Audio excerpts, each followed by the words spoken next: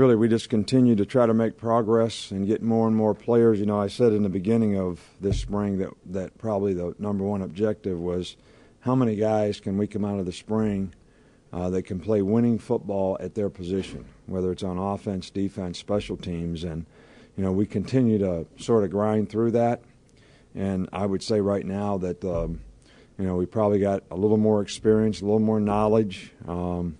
You know, on offense, we got a few more inexperienced players who, you know, are kind of learning and growing every day on the defensive field. And I've been really pleased with the progress that we've been able to make on special teams and what we worked on to this point. But, you know, the thing that we don't want to tolerate is guys, even though they are trying to learn and develop, not to give effort, play with toughness, and be responsible to do their job. And be able to do it on a consistent basis. And, you know, that's the mental toughness part of it that I think that some of the younger players need to continue to develop so that, you know, they can continue to make progress and really focus on what they need to do to be a complete player at their position and not focus so much on the result that they're getting. And, you know, in the scrimmage, it will be interesting to see sort of who reverts back to their old habits and who continues to make progress in terms of their ability to play disciplined football, whether it's eye control, looking at the right things, carrying out their assignment, doing it the right way. And I think if we can get 11 guys doing that on both sides of the ball, you know, we can have a good football team. But it'll be interesting to see when the coaches aren't out there standing right behind them, telling them what to do, and they have to go out and just we kind of let the players play. I think the players that have more maturity, more confidence, more stability are going to be the guys that are able to do that.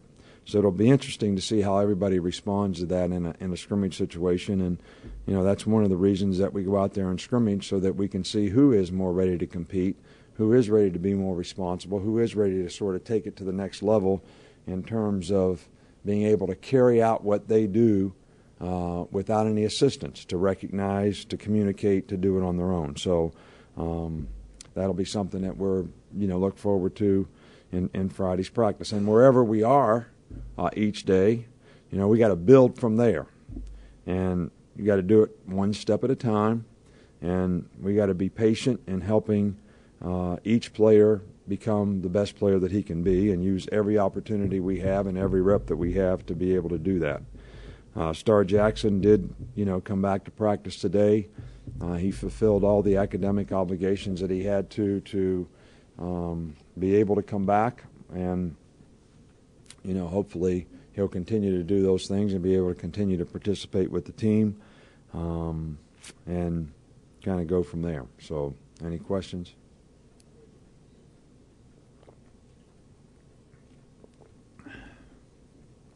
Coach, we talked to Josh Chapman the other day, and he just talked about your philosophy of the best guy winning the job, whether that be a freshman or a senior, and it's pretty well known that you don't like to have a depth chart or you won't speak of it. I just wondered if you would comment on his comments. Well, you know, I think it's our responsibility to play the best players. You know, I've always thought as a coach and as a coaching staff, it's only fair to every player on our team to, A, give them an opportunity and a fair chance, and to be fair and honest with everybody's opportunity, but also to be fair to all the players on the team to play the best players and give them the best opportunity to have a chance to be successful. And, you know, I don't think there's any such thing as seniority, even though guys that have been in the program should have an advantage in terms of knowledge and experience. There certainly are some talented guys who are young guys that don't have that, that make progress more quickly and can beat those people out. And we have no problem. You know, I don't really care who plays. I just want to play the best players, and I want to help every player on our team be as good a player as he can be. That's our goal. Be as good a person as they can be, play with the best attitude, the best character, have the best opportunity to be successful. Just wondering, has anyone been ruled out for the scrimmage? Not at this point. You know, I don't think that there's anybody that's bad hurt other than Vallejos. There's a couple questionable guys. Alexander, who has been practicing. I don't know what we'll do with Dante. He's been doing a little bit better. His calf's getting better. Doesn't really have a problem with his knee, but I don't know what we'll do with him. We'll make these decisions tomorrow after we watch today's film and make a decision. Trent practiced today after his a couple days being limited with a hamstring. I'm not sure what we'll do with him. So, there's some questionable guys. We haven't made those decisions yet. We'll probably make them tomorrow. Coach, I wanted to ask you about Jarrell Harris and just kind of the strides I guess he has made since what couldn't have been an ideal season for him last year. Well, Jarrell was doing a great job last year before he got suspended, really paying attention to detail, making a lot of progress. We even had, some plans in some of our defensive packages that he would be a starter in. And then when he got suspended for 6 weeks or 6 games, he really kind of got lost in the shuffle. And, there's a lot of games, a lot of plays, a lot of experience, and he did come back and contribute on special teams. But, he's kind of picked up where he left off last year. He's had a really good attitude all off-season program as well as in spring practice, and really has done a good job. And the last 2 practices he's actually played at inside backer, and he's done a good job at that. And I don't know how we're going to end up. And Chris Jordan has played at outside linebacker, and Dante goes from Will to Mike, and we just move guys around. And we'll see where it lands, but he's done a really, really good job. Really good job all spring. Makes plays, being instinctive, and he's done a really good job. And another guy, just talk about B.J. Scott, maybe some of the strides he's made. Also, a guy we didn't see play corner last year. Right. Well, he's made a lot of improvement. Still needs to play with more consistency. I think B.J. is one of those guys that's a great competitor that sometimes gets lost in the moment of trying to make a play rather than doing his job, which I always talk to guys in the secondary about. You got to be disciplined in doing your job. You can't guess. You can't try to make a play. You can't undercut and try to make an interception, let the guy run for a touchdown. Those plays don't do you any good. And I think that's true with all of our players that need to learn and understand that. Not just BJ, but he has made a lot of progress. He's done a good job, and he's playing with a lot more consistency. And it'll be interesting to see how he goes out and competes in the scrimmage. With Josh Chapman, talking about his strength, just how much does his strength play into the player he is? Well, I think that, I always tell guys like Josh to play to their strengths. And, he's got great leverage. He plays with a lot of power. He can hold the point inside. He's really got good upper body strength. And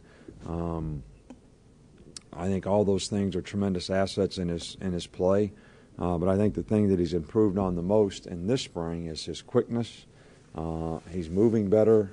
He's actually able to push the pocket a little bit better and give us something in pass rush. And I say that, look, you always got to play to your strengths and work on your weaknesses. So he has gotten quicker and gotten better and maintained his strength and power. So I think he's become a lot better player because of it. Coach Saban, obviously, this isn't a scrimmage like A-Day where you're trying to split up into 2 different teams, and so you can kind of keep units together. How much are you trying right now to come up with one offensive line? How much do you shuffle guys in there? How do you handle an offensive line in a scrimmage? Well, we've been like this? shuffling guys. We shuffle guys all over the place. We want to see what guys can do. I think that one of the things that really mature coaches can do that are really good coaches is they can go and put guys in different situations and teach them, knowing that the guy might not have the success that another guy that has more experience might have, but knows that in the long term, the big picture, it's going to make us a better team because we're going to have guys with more knowledge and more experience and more flexibility to play more places, even though that particular play that day may not be as successful. So we do a lot of that. Joe has always done a lot of that. And I think that, at some point in time we want to get an offensive line, and I know in you guys' mind that we got to get 5 guys in there that all work together and all that kind of stuff. But, Vallejos was a center last year for 1,100 snaps. Now we got a different center, and I don't see the offensive line playing any different because of it. So, I don't get that. Just like we move guys around in the secondary. At some point in time, it's important to get continuity, but I don't think that we're at that point yet. So we want to continue to develop as many players as we can and give them an opportunity. And playing different places lends itself to creating more flexibility in the future.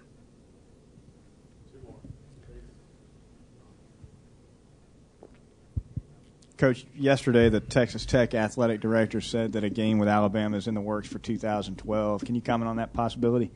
Well, if he said it, I guess it's a possibility. It's not something that we've agreed on. We have a lot of different options for 2012, and we're in the process of considering them, right now, and that's one of them. But we're going to weigh all the other options that we have and see what we feel is most beneficial to the program for us in the future. So that's all I can tell you about it.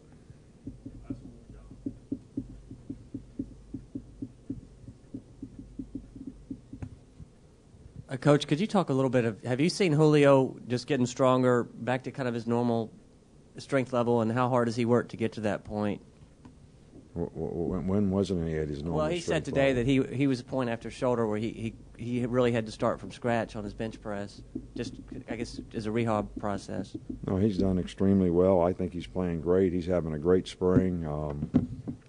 I don't see any deficiency. I didn't see any deficiency in him in the second half of the season last year, and so he's doing great. I never noticed there was ever a deficiency, but that goes to show you how observant I am.